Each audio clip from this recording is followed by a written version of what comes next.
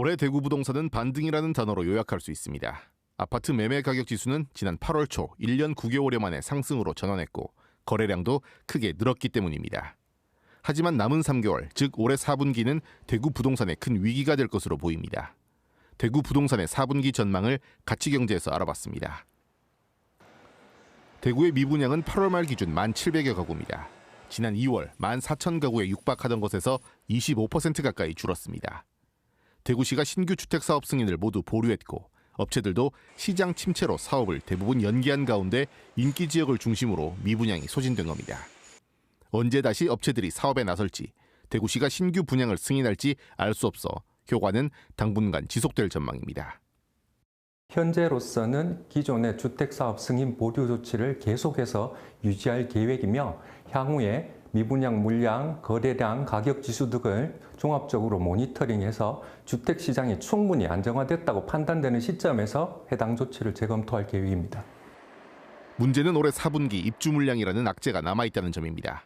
한국부동산원이 공개한 향후 2년간 공동주택 입주 예정 물량 자료를 보면 대구의 올해 하반기 입주 물량은 22,200여 가구입니다. 이 가운데 절반을 훌쩍 넘는 13,200여 가구 입주가 이달부터 연말까지, 즉 4분기에 몰려 있습니다. 여기에 내년 상반기에도 내년 전체 입주 물량의 절반이 넘는 12,700여 가구가 입주 물량으로 시장에 공급될 예정입니다. 미분양이나 입주 예정으로 집계되지 않은 물량도 있습니다.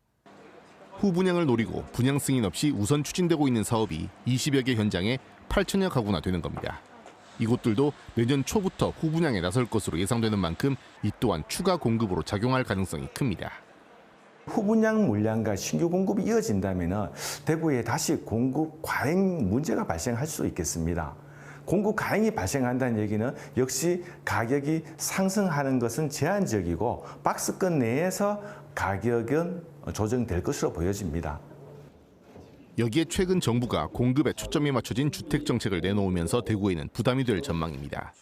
주택의 직접적인 공급 계획은 수도권이 중심이지만 민간 주택 공급자를 위한 자금 지원과 정책은 물론 관련 법안의 조기 처리까지 약속했기 때문입니다. 특히 대구에는 여전히 쌓여있는 공급을 어느 정도 해소시킬 만한 수요 측면의 정책, 즉 규제 완화나 세제 혜택 등은 전혀 나오지 않았습니다. 수요를 직접적으로 진작시켜서 가격에 직접적인 압박 요인이 되는 부분들은 저희가 원칙적으로 배제하고 공급자 금융면 이런 부분들에 대해서 저희가 충분히 막힌 곳을 뚫어낼 수 있는 그러한 정책을 편다. 부동산 경기 회복에 대한 기대감은 커지고 있지만 4분기 압도적인 입주 물량을 지역에서 어떻게 소화해낼지 또 정부의 정책이 지역에 어떤 영향을 미치는지에 따라 대구 부동산 시장의 방향이 결정될 것으로 보입니다. 가치경제 김재노입니다.